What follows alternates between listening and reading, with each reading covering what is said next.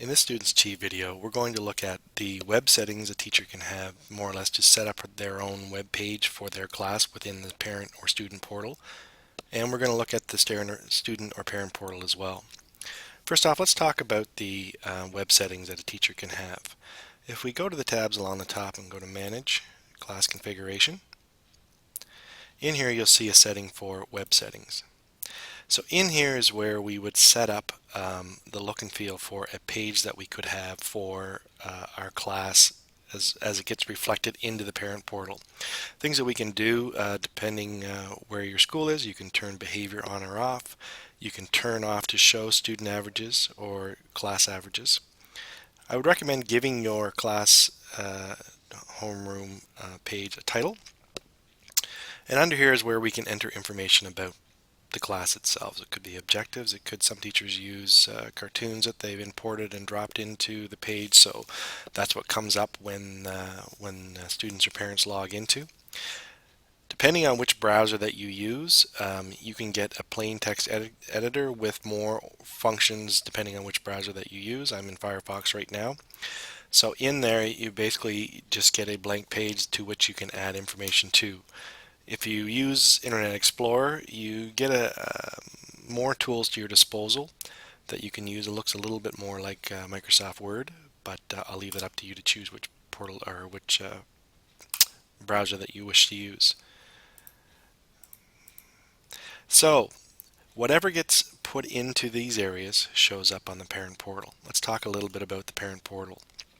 If I go back to my splash screen, when we take attendance during the day, in this case I'm going to be looking at one of our students, Sally, and you'll notice that I'm in the wrong date, so I need to go back to, in this case I'm going to go back to June, and it takes attendance, in this case in an AM/PM session. So here's our student Sally, and she's been present for this particular day. Now attendance will show up on the parent portal almost immediately.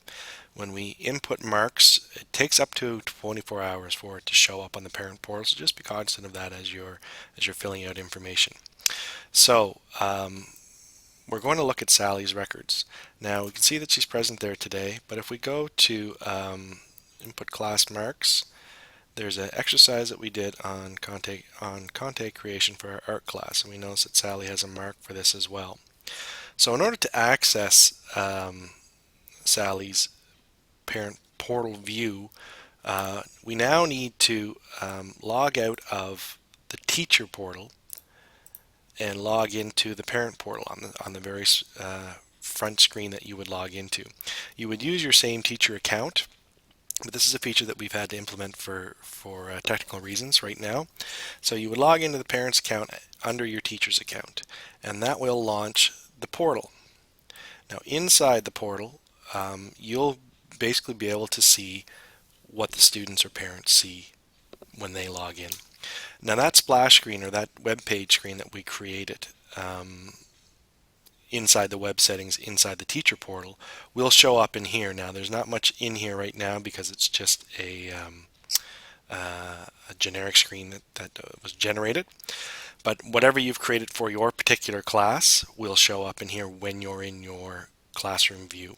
So we can see we have our students selected, and if we were to pull this down, all the students from our class will be in there, so we can see each one of their views as well.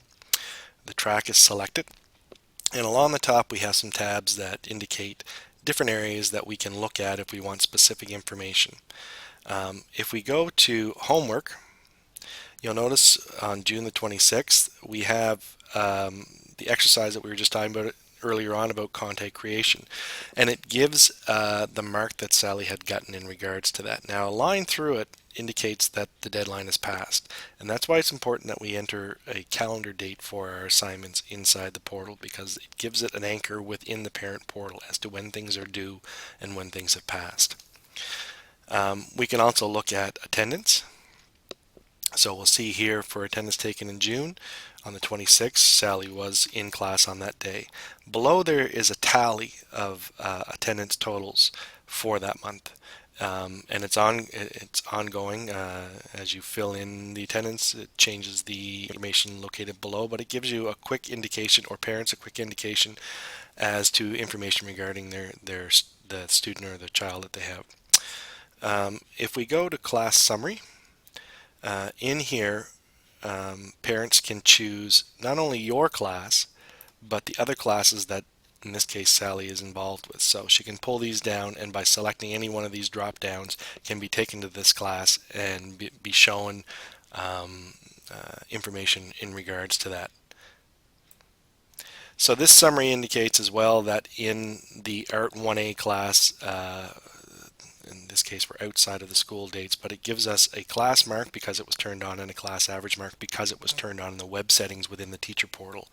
Those turning those off will change the view of what we can see here right now. But again, this is a good way to check to see exactly what it is parents and students can see within the portal that they have access to, and allows you to see any changes or any information that you've added or changed as well.